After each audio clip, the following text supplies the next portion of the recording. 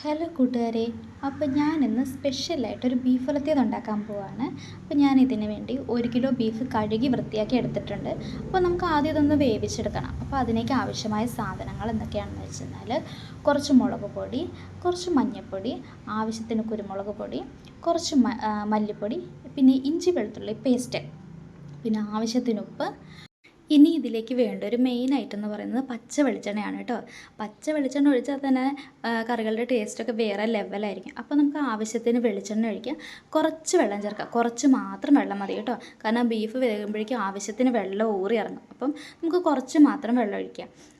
പിന്നെ ഞാൻ ഇതിൻ്റെ അകത്തൊരു ഐറ്റം ഇടാൻ മറന്നുപോയി. അപ്പോൾ നമുക്ക് അതും കൂടി ചേർത്തേക്കാം. മീറ്റ് മസാല, ആവശ്യത്തിന് മീറ്റ് മസാലയും കൂടി ചേർത്ത് നന്നായിട്ട് മിക്സ് ചെയ്തെടുക്കുക.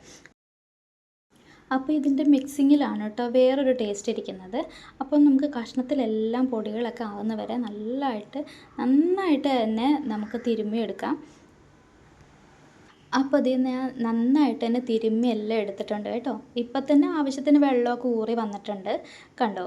ഇനി നമുക്കിതൊരു കുക്കറിലിട്ടിട്ട് ഒരു 4 വിസിൽ വരുന്നവരെ അടച്ച് വെച്ച് വേവിച്ചെടുക്കാം കേട്ടോ. അങ്ങനെ കുക്കറിന് 4 വിസിലൊക്കെ വന്നിട്ടുണ്ട്. ബീഫ് നല്ല വെന്ത് വന്നിട്ടുണ്ട് കേട്ടോ. അപ്പം നമുക്ക് ഇതിൻ്റെ അകത്തൊക്കെ ഉണ്ടോ ഇപ്പം ആവശ്യത്തിന് വെള്ളമുണ്ട്. അപ്പോൾ നമുക്ക് ഈ വെള്ളവും കൂടി ഒന്ന് വറ്റിച്ചെടുക്കണം. അപ്പോൾ നമ്മൾ ഈ കുക്കറിൽ തന്നെ വെച്ച് വറ്റിച്ച് ഇളക്കി വറ്റിച്ചെടുക്കണം. അപ്പോൾ വെള്ളമൊക്കെ വറ്റി വന്നിട്ടുണ്ട്. ഇനി നമ്മുടെ കറിയുടെ ടേസ്റ്റും മണമൊക്കെ കൂട്ടാൻ വേണ്ടി നമുക്കിതിലേക്ക് കുറച്ച് കറിവേപ്പില ഇട്ട് കൊടുക്കാം. അതിനുശേഷം കുറച്ച് കോൺഫ്ലവർ ഇട്ട് കൊടുക്കാം കേട്ടോ. ഇതാണ് നമ്മുടെ കറിയുടെ മെയിൻ ഐറ്റം. ഇനി ഇതിലേക്ക് കുറച്ചും കൂടി ഇഞ്ചി വെളുത്തുള്ളി പേസ്റ്റ് ചേർക്കണം. പിന്നെ കുറച്ച് ഗരം മസാലയും കൂടി ചേർക്കണം. എന്നിട്ട് നന്നായി മിക്സ് ചെയ്തിടണം. ഇതാദ്യം നമ്മൾ മിക്സ് ചെയ്ത പോലെ തന്നെ ഈ കോൺഫ്ലവറൊക്കെ കറക്റ്റായിട്ട് എല്ലാം അതിൽ പിടിക്കുന്ന പോലെ നന്നായിട്ട് മിക്സ് ചെയ്തെടുക്കണം കേട്ടോ. ഇനി മിക്സ് ചെയ്തൊക്കെ കഴിഞ്ഞിട്ട് നമുക്കൊരു 20ഓളം മിനിറ്റ് നമുക്ക് റെസ്റ്റ് ചെയ്യാൻ വെക്കണം. അപ്പോഴേക്കും നമ്മുടെ അടുത്ത പരിപാടി നോക്കാം കേട്ടോ. അപ്പം ഒരു ചട്ടി വെച്ചിട്ടുണ്ട്.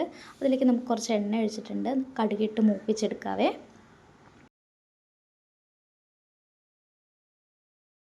അപ്പോൾ ഈ കടുകൊക്കെ പൊട്ടി വന്നിട്ടുണ്ട്. നമുക്കിതിലേക്ക് പെരുംജീരകം ഇട്ട് കൊടുക്കാം. ചിലയിടത്തിൽ വലിയ ജീരകം എന്നൊക്കെ പറയും.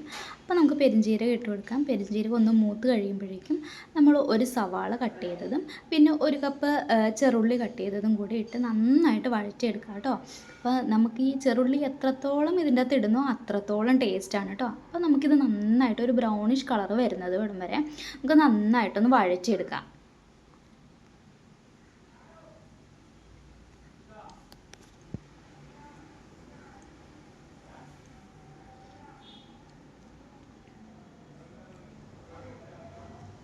അപ്പോൾ നമ്മുടെ സവാളയുടെ കളറൊക്കെ മാറി വരുന്നുണ്ട് കേട്ടോ.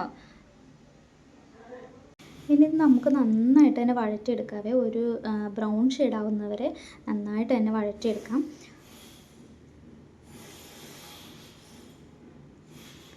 ഇനി ഇതിലേക്ക് നമുക്ക് കുറച്ചും കൂടി കറിവേപ്പില ആഡ് ചെയ്ത് കൊടുക്കാം കേട്ടോ. നമ്മൾ ആദ്യം കുറച്ച് കറിവേപ്പില ഇട്ടിട്ടുണ്ടായിരുന്നു. നമുക്ക് ഇതിൻ്റെ കൂടെയും കുറച്ച് കറിവേപ്പില ഇട്ട് ഒന്നും കൂടി വഴറ്റിയെടുക്കാവേ.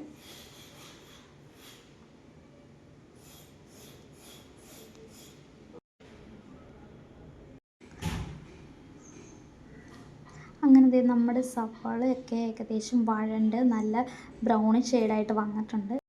ഇതിലേക്ക് നമുക്കൊരു 3-4 വെളുത്തുള്ളി ചതച്ചതും കൂടി ഇട്ട് കൊടുത്തിട്ട് ഒന്നും കൂടി വഴറ്റിയെടുക്കാം കേട്ടോ.